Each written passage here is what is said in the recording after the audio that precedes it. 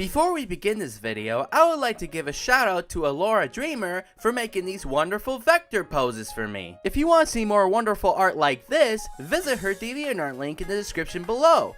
Thank you so much, Alora Dreamer, for making these wonderful vector poses for me. It definitely means a lot when you put in the hard work and high quality that you do for all of your art. Anyway, on to the video.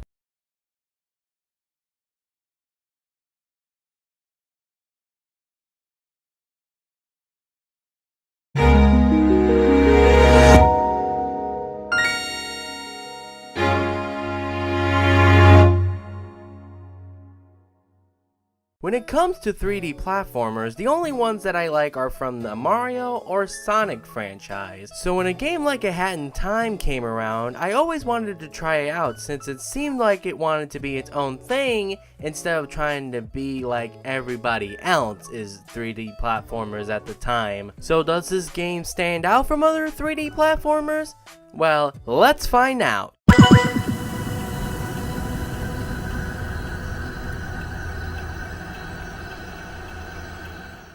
The game started as a Kickstarter project in 2012 by a developer team called Gears for Breakfast, and after multiple delays after the game's funding goal was reached, the game finally released on October 5th, 2017 for PC and on later dates for console platforms. A Hat in Time is about a little girl named Hat Kid that is traveling across space to get her way back home when a guy from the Mafia, that's right, the Mafia, stops by and demands a toll fee for passing by Mafia Town.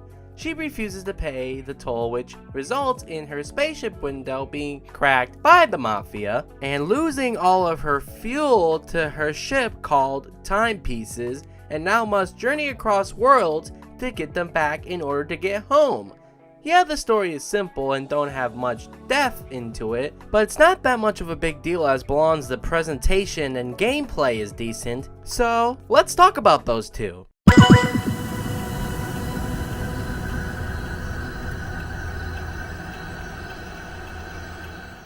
The presentation for the game, while good for the most part with its nice visual design and voice acting, and considering the amazing soundtrack the game has, it lacks personality with its character models. I'm mostly talking about the human models.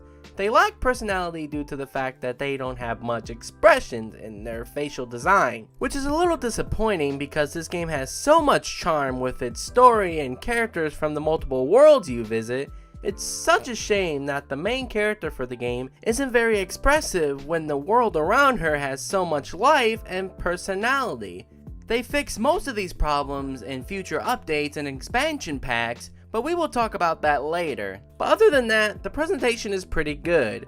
But the gameplay, however, is fantastic. The movement of Hat Kid is so smooth and so fluent, it always feels wonderful to control her at any platforming situation. And I absolutely love that each chapter in each world has different gameplay situations in order to get the timepiece. And I do like the variety of gameplay styles with the multiple kinds of hats you receive the more you progress through the game. However, there is one thing that I'm not a fan of, and that is the badge system. Yes, we're going to talk about the badge system. While I agree Hat Kid shouldn't have abilities that kind of give you too much of an advantage, such as the pod magnet or a map to find rare items, or if you want to use a badge to change the game's graphical style, then that's fine too.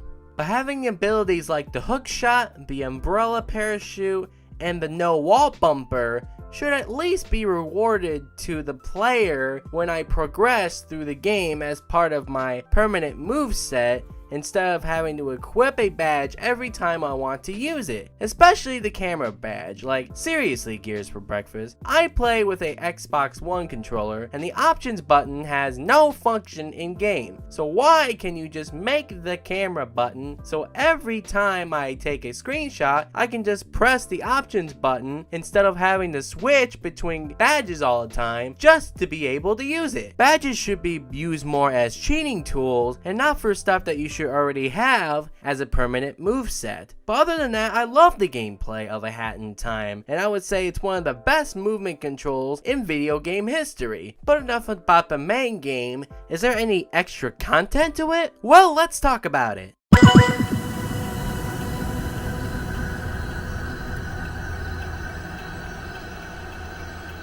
After you complete the main game, you can purchase 2 expansion packs available on Steam and the Nintendo Switch version, and hopefully other platforms get it soon too. And those expansion packs are titled Seal the Deal and Metro. These expansion packs fix the problem I had earlier about Hat Kid and her expressiveness towards different situations. So that's a nice plus. Seal the Deal released on September 13th, 2018 for $5 and comes with a new world to explore in to collect new timepieces, and also has a challenge mode titled Death Wish where you replay levels you already played with extra requirements to beat those levels. Yakuza Metro released on May 10th, 2019 for $7 and includes another world to explore for new timepieces and an online multiplayer mode for up to 50 other players. While I do like the worlds these expansion packs have to offer, I really don't care about the extra modes like Death Wish or the online mode. Sure, it's cool to have the option for the people that wanted it in the game, it's just not my cup of tea. But hey, at least they went over the top with these new modes. I mean, come on. I doubt you were expecting a 50-player online multiplayer for this game. And besides, if you don't want to purchase the DLC, you can always mess around with the game's full modding support in the Steam version via the Steam Workshop, where you can play fan-made creations like levels, hats, characters, badges, skins, and more, all for free. Which is my favorite feature in the entire game because you can get mods to enhance your gaming experience.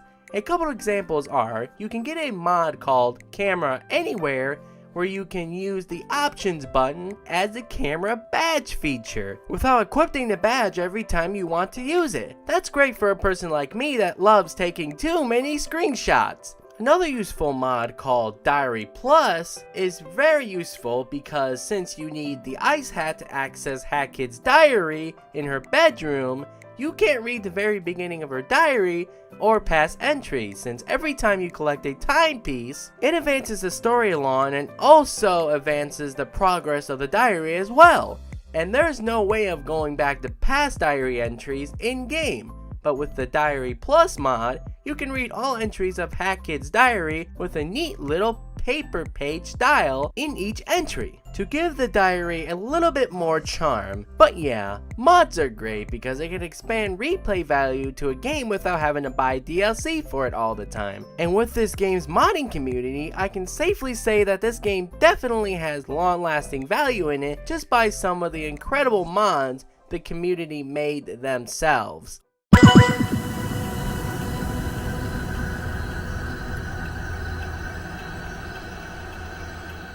Overall, I really enjoyed A Hat in Time with its amazing controls and the amount of charm it has with its worlds and characters that make you laugh and definitely have fun while playing. Makes this game one of my favorite games of all time, even with its faults. I give A Hat in Time a solid 9 out of 10, and hopefully we see more upcoming projects from Gears for Breakfast soon.